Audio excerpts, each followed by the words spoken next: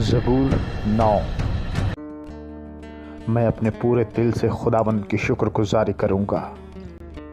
मैं तेरे सब अजीब कामों का बयान करूँगा।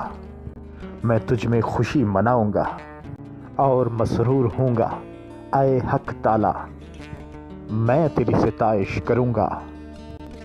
जब मेरे दुश्मन पीछे हटते हैं तो तेरी हजूरी के सबब से लग़ज़िश खाते और हलाक हो जाते हैं, क्योंकि तूने मेरे हक की और मेरे मुआमला की तायद की है।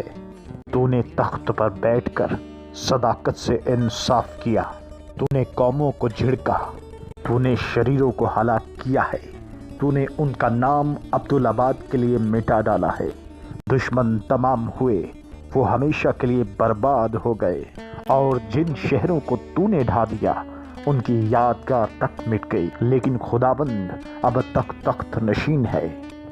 उसने इंसाफ के लिए अपना तख्त तैयार किया है, और वही सदाकत से जहान की अदालत करेगा। वो रास्ते से कौमों का इंसाफ करेगा। खुदाबंद मजलूमों के लिए ऊंचा बुर्ज होगा, मुसीबत के आयाम में ऊंचा बुर्ज। और वो जो तेरा नाम जानते हैं तुझ पर तवक्कल करेंगे, क्योंकि आए खुदाबंद तूने अपने तालिबों को तर्क नहीं किया है। खुदाबंद की सिताइश करो जो सयून में रहता है। लोगों के दरमियान उसके कामों का बयान करो, क्योंकि खून की प्रस्तिश करने वाला उनको याद रखता है। वो गरीबों की फरियाद को नहीं भूलता।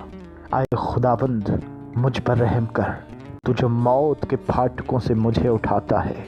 मेरे उस दुख को देख जो मेरे नफरत करने वालों की तरफ से है, ताकि मैं तेरी कामिल सिताइश का इजहार करूं। सयून की बेटी के फाटकों पर मैं तेरी निजात से शादमान होऊंगा। कौमें खुद उस घड़े में गिरी हैं जिसे उन्होंने खोदा था। जो जाल उन्होंने लगाया था उसमें उन्हीं का पाँव फंसा। खुदावंद की शोहरत फैल गई, उसने इंसाफ किया है।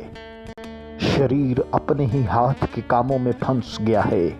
हिगायून सिला, शरीर पताल में जाएंगे, यानी वो सब कौमें जो खुदा को भूल जाती हैं, क्योंकि मस्कीन सदा भोले बसरे न रहेंगे, ना गरीबों की उम्मीद हमेशा के लिए टूटेगी। उठ आए खुदाबंद, इंसान गालिब ना होने पाए। कौमों की अदालत तेरे हजूर हो। आए खुदाबंद उनको खौफ दिला। कौमें अपने आप को बशर ही जाने। सिला। आमीन।